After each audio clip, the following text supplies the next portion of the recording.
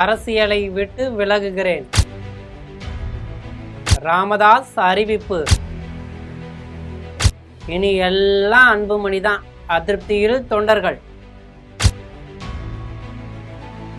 அப்பாவும் நீயே அம்மாவும் நீயே என்ற வரிகளுக்கேற்ப பாமக தலைவர் அன்புமணியும் அன்பே என் தெய்வம் நீதானே என் நெஞ்சில் வாழும் காவியமே என்ற வரிகளுக்கேற்ப பாமக நிறுவனர் ராமதாஸ் அவர்கள் பாமகவிலிருந்து விலகி ஓய்வு பெறும் எடுத்திருக்கும் இத்தகைய முடிவு பற்றி நம் ஜெம் தொலைக்காட்சி மூலம் விரிவாக பார்க்கலாம்.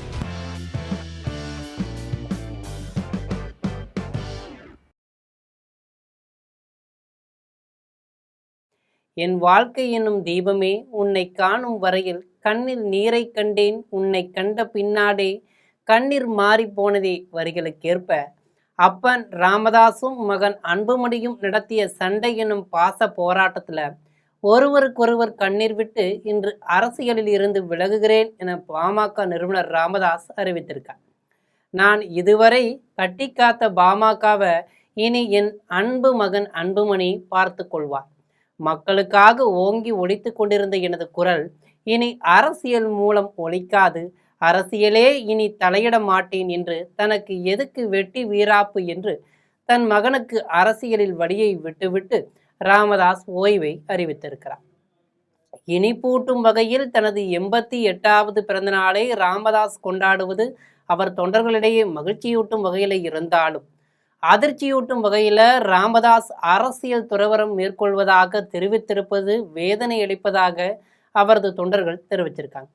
பாமக நிறுவனர் ராமதாஸ் இன்று தனது 88வது பிறந்த நாளை கொண்டாடினார்.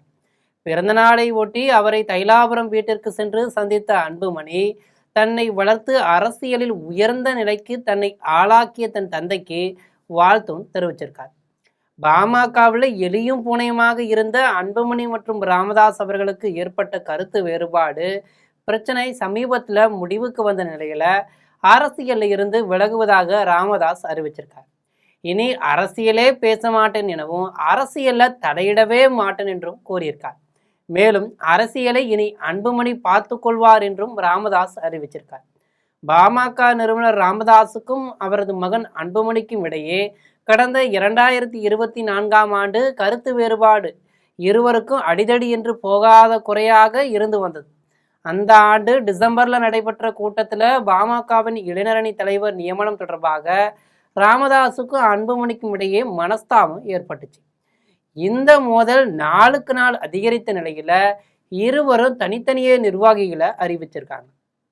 பாமகவின் கொடி சின்னம் உள்ளிட்டவற்றை அன்புமணி தரப்பு பயன்படுத்தக்கூடாது என ராமதாஸ் அறிவித்தார். தேர்தல் ஆணையம் வரை இந்த பஞ்சாயத்து சென்ற நிலையில அன்புமணிக்கே பாமக கொடி சின்னம் சொந்தம் என்று தேர்தல் ஆணையம் அறிவித்தது. எனினும் சென்னை உரிமையியல் நீதிமன்றத்தில் ராமதாஸ் இது தொடர்பாக வழக்கு தொடர்ந்திருந்தார். சட்டமன்ற தேர்தலில் சசிகலா கட்சியுடன் கூட்டணி அமைத்த ராமதாஸ் வட மாவட்டங்களில் பாமக செல்வாக்காக உள்ள தொகுதிகளில் வேட்பாளரையும் நிறுத்தினார். தந்தை மகன் இடையே ஏற்பட்ட பிளவு அரசியல் வட்டாரத்தில் பரபரப்பை கிளப்பியது.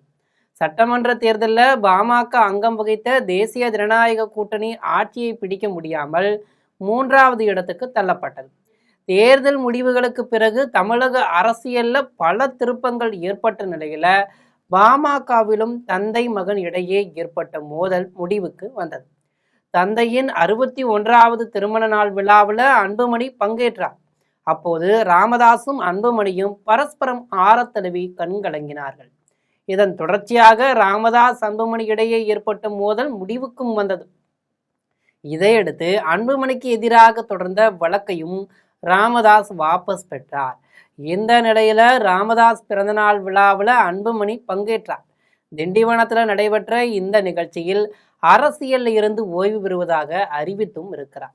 அப்போது பேசிய ராமதாஸ் அரசியல் இருந்து விலகுவதாக அறிவித்தார். இனி அரசியலே பேச மாட்டேன், அரசியலை தலையிடவே மாட்டேன், யாரும் என்னை வந்து சந்திக்கவும் வேண்டாம், அரசியலை இனி அன்புமணியே பார்த்து கொள்வார், அரசியல் துறவரம் மேற்கொள்கிறேன் என்று கூறியிருப்பது பற்றி உங்கள் கருத்தை கமெண்ட்ல பகிரும்.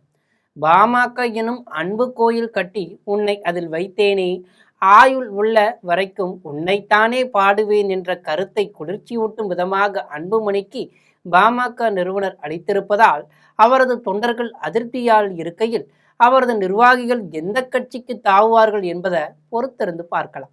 இது போன்ற விறுவிறுப்பான செய்திகளை உடனுக்குடன் தெரிந்து கொள்ள ஜெம் தொலைக்காட்சியுடன் எப்போதும் இணைப்பில் இருங்கள். நன்றி, வணக்கம்.